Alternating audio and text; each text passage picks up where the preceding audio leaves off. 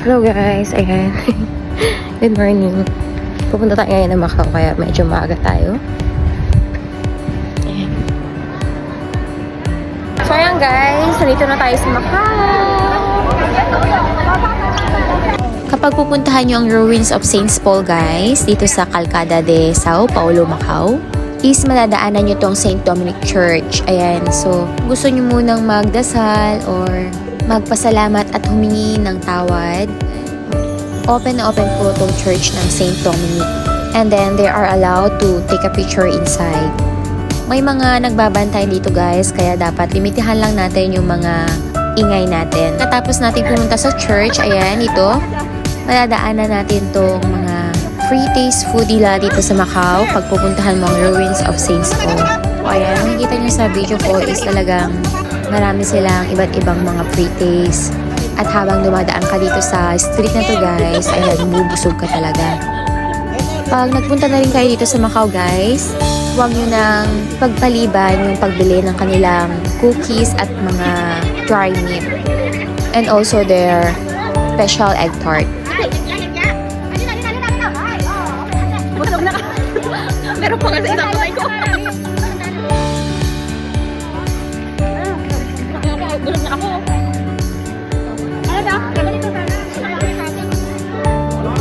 Andito na tayo sa mga free taste na mga beef jerky, pork jerky, at marami pang jerky.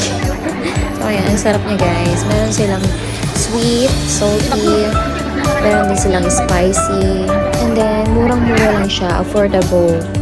Yung isang kilo, yung 1 pound is wala pa yatang mga 200. So very affordable siya.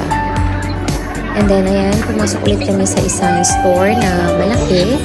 At bawat sulok is may mga free taste. Ito yung paggawa nila ng Macau cookies, guys. Ayan. Para siyang pulburon na may mga peanut. Pero tinatawag nila itong cookies sa kanila.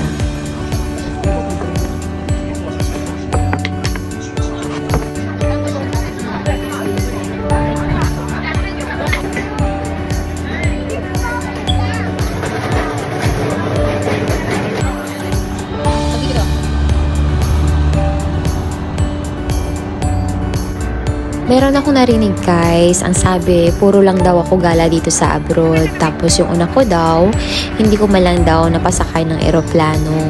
So sa mga hindi po nakakaalam at sa gustong makaalam ng tunay na rason ko is tuwing umuwi kasi ako, napakagahol ng oras.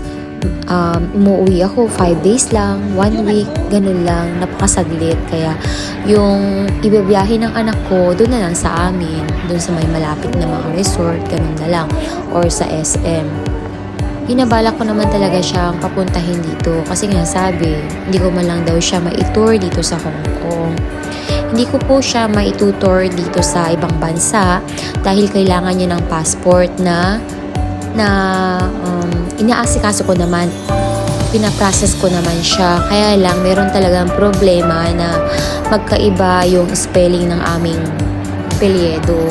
Na ang nagrehistro sa kanya noon yung ama niya, na hindi ko rin naman na chinek kasi nga gawa nga nung alam ko naman na may tiwala ko dun sa ama niya.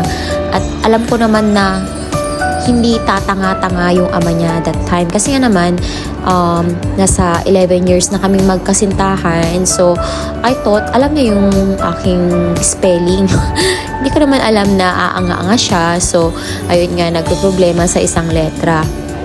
At until now, yun pa rin yung aking naasikaso. Kasi nga, gusto ko rin naman siyang makasakay ng eroplano papunta dito sa international flight. Sa domestic flight naman, okay lang naman siyang maka-fly. Kaya lang, yun nga, gahol ako sa oras.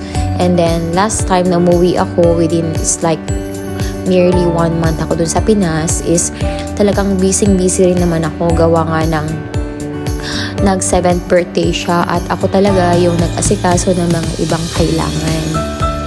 And that time, inaasikaso ko na yung kanyang passport at saka yung aking birth certificate na nagka-problema sa aming birth certificate na hindi magkatugma.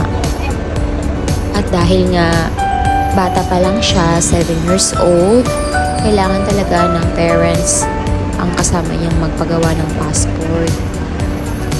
Na ako naman is hindi ko talaga siya ma-process. At yung ama naman niya is wala naman dyan sa Isabela, nandun sa kanyang bagong pamilya. So, I don't need his help anymore. So, ako na lang mag-aasikaso dun sa apelyido ng bata na dapat magkatugma sa akin. So, ayun lang guys, sa mga chismoso-chismosa kung bakit nga ba hindi ko naitutur yung anak ko. So, ayun lang yung rason ko ha.